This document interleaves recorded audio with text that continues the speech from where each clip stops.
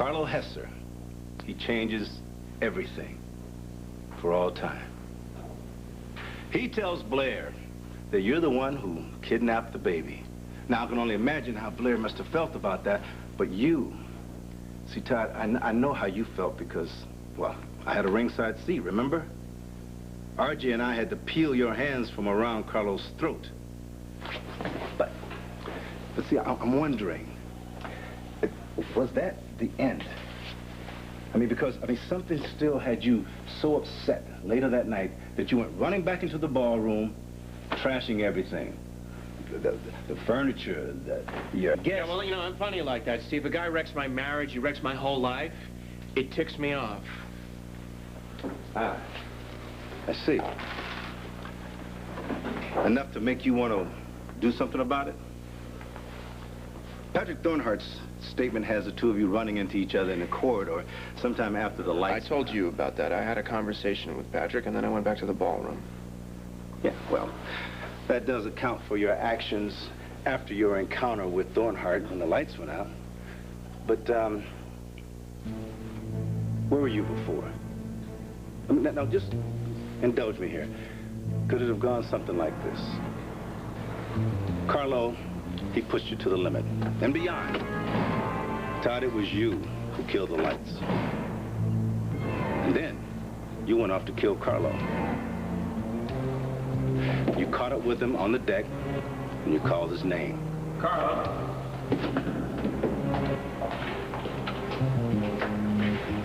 Mr. Manning. How's Mrs. Manning? She seemed rather upset when I saw her last. You know, knowing Carlo, he never lost that smile. And now it's your turn. Even after you pulled the 38. Why don't you put that away, Toddy boy? You and I both know you aren't going to use it. Hey, who can blame you? I mean, in a single year, the man had taken away your life twice. He had at least one death coming to him. It fits all the evidence, Todd. So tell me, is that how it happened?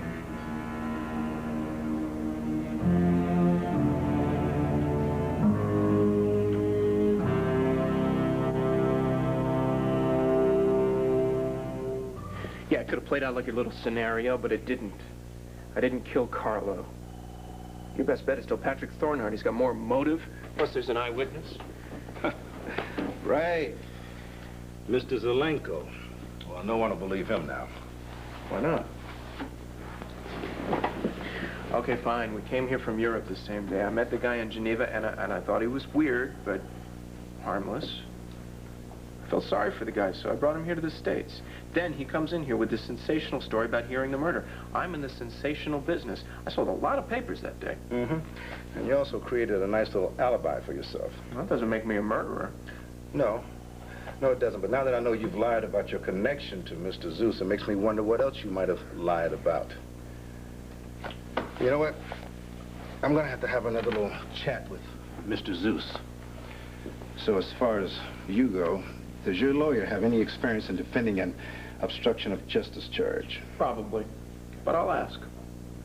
Yeah. You do that.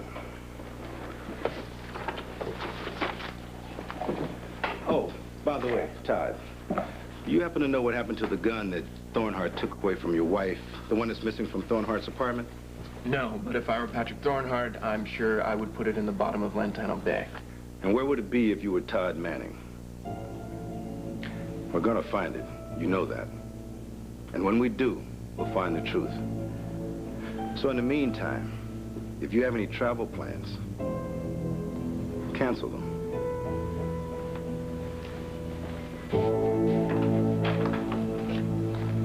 He kidnapped Star, and if you want to do a story on Todd and the Banner, just let me know. I'll give you anything you want to know about Todd. Let him see what it's like to be crucified in the Banner. Thank you, Blair. I will do a story on Todd, but I will do it my way. I need to dig up some real evidence. Well, like what? Well, like this Zeus character. Now, I know that Hank didn't say anything about it, but I'm certain that he is on to Todd's witness. Matter of fact, maybe I'll talk to myself. He can't be that good of a liar. I don't understand why this guy would lie for Todd in the first place. Money. I can talk to Zeus. put the pressure on Zeus, get him to admit that he lied about hearing Patrick on the deck of the Orion. Who knows? Maybe he can even link Todd himself to the shooting. Oh, man. Oh, honey, you all right? I just feel sick. It's all right. It's all right. It'll pass. I know it will. This morning sickness will pass.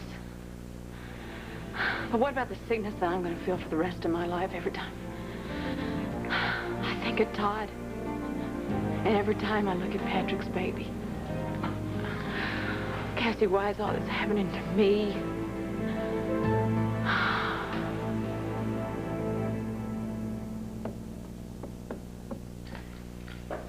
You feel better?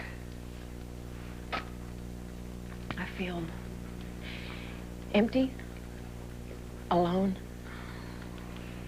Everything good in Todd is gone forever. Only thing that's left there is revenge and violence. God, he could be a killer. I mean, he's trying to take my little girl away from me, and he's probably going to get away with it. That's not going to happen. How do you know that, Cassie? I mean, it happens all the time. Some monster cries for his fatherhood rights, and some judge listens to him. And don't think that he's not going to use this pregnancy against me in court. He'll probably have some front page of some damn newspaper. And when the dust settles, you and Star will have a life together. Well, what kind of life is that going to be, Cassie? Star? Fatherless? Again? And Patrick tied to Marty and his own family. So no father for this... God, this mistake I made. Blair, please don't call your baby that. Oh, why shouldn't I? I mean, what kind of life is going to be out there for this? All unhappiness. You know, maybe Dorian's right. Maybe I should...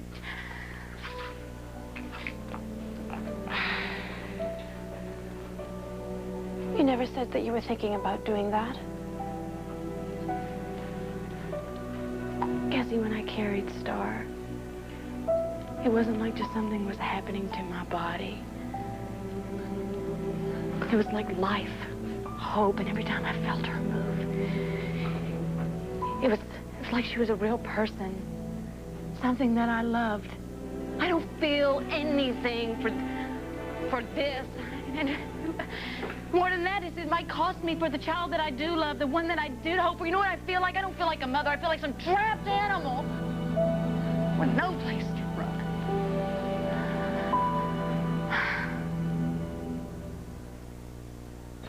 Come on, get in here. Come on. So, how's it going? Bad. You can expect a phone call from Hank Gannon. He knows all about the Geneva thing, and I think he suspects the rest. Maybe I should disappear. No, what you're going to do is what I tell you to do. Now, go ahead. Admit to Geneva. It's okay that I brought you here. You can even own up to the fact that you and Blair talked about doing magic tricks at the party. It just didn't work out. But here's the thing. You came to me with the Thornhart story. You got that? Sure, but what about the Thornhart ID? We're just going to have to drop it, that's all. I mean, you can say that you've been thinking about it and you think that you heard an Irish voice from the deck of the boat the night of the murder, but you could be wrong. You're just not sure anymore. And if Hank starts to play rough with you, don't worry about it. I'll cover your bail. And that's it for Thornhart?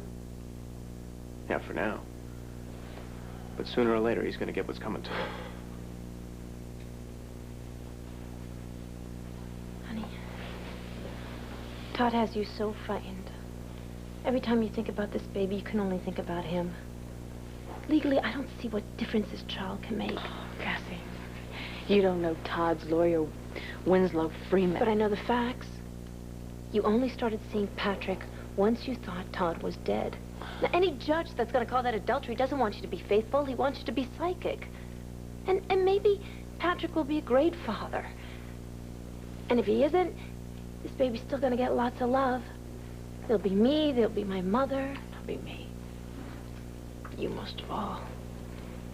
I've seen you with Star. It's as if you want to give her every gentle touch, every amount of love you can give.